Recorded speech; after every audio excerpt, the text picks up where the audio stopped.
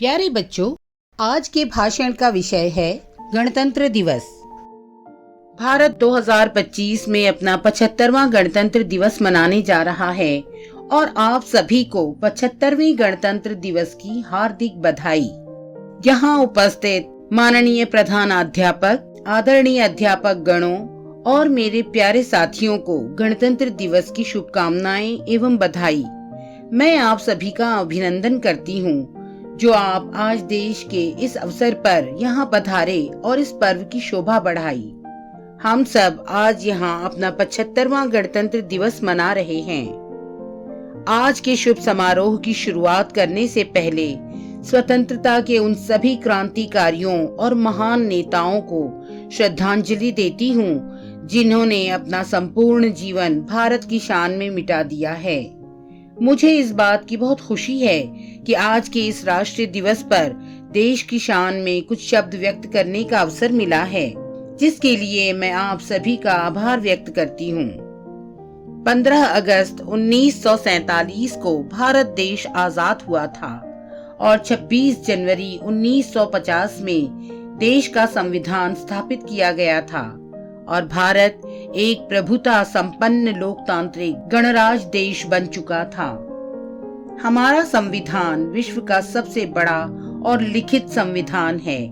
हमारा संविधान कई देशों के संविधानों का सार है, अर्थात विभिन्न देशों के संविधानों का अध्ययन करने के बाद काफी मेहनत के पश्चात संविधान का वर्तमान स्वरूप परिलक्षित हुआ है।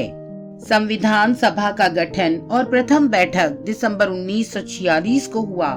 भारतीय संविधान सभा में 299 लोग थे, जिसकी अध्यक्षता डॉक्टर राजेंद्र प्रसाद ने की।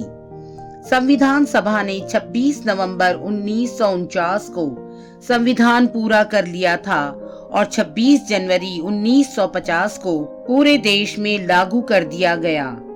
भारतीय संविधान को पूरा होने में 2 वर्ष 11 माह 18 दिन का समय लगा। मूल संविधान में 395 अनुच्छेद, 22 भाग और 8 अनुसूचियां थीं। वर्तमान में 395 अनुच्छेद, 22 भाग और 12 अनुसूचियां हो गई हैं। हमारी सरकार संसदीय कार्य व्यवस्था पर चलती है, जो कि एक संघीय प्रणाली है। संवैधानिक प्रमुख राष्ट्रपति होता है, लेकिन असली शक्ति प्रधानमंत्री में निहित होती है। राष्ट्रपति की सलाह के लिए एक मंत्री परिषद होती है।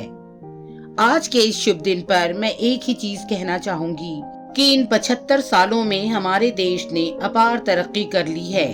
एशिया के सबसे ज्यादा विकसित देशों में हम शुमार हैं। हमारे देश ने हर क्षेत्र में बेहद प्रगति की है। मंगल पर अपना यान भेजकर हमने यह सिद्ध किया है कि हम किसी भी क्षेत्र में किसी से भी कम नहीं। इस बात को नासा और बाकी दुनिया ने भी माना है। प्रत्येक वर्ष की तरह इस साल भी हम अपना गणतंत्र दिवस मना रहे हैं, लेकिन जिस स्वतंत्रता को पाने के लिए हमारे आजादी के महानायकों ने अपनी जान की बाजी लगा दी थी और हंसते हंसते देश की शान में अपना जीवन त्यागा था, हमें गर्व होना चाहिए कि हम ऐसे देश में पैदा हुए हैं जहां के लोगों ने अपने व्यक्तिगत जीवन की न सोचते हुए अपने देश का सोचा।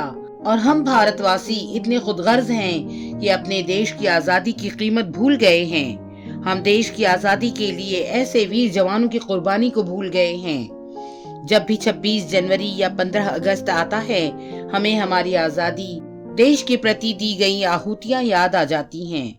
बाकी दिन सब लोग सब कुछ भूल कर बैठे होते हैं, माना भारत अपने हर भारतवासी के दिल में बैठा हुआ है। इंसान भुलक्कड़ होता है, जिसे समय और अपनों की कदर नहीं होती।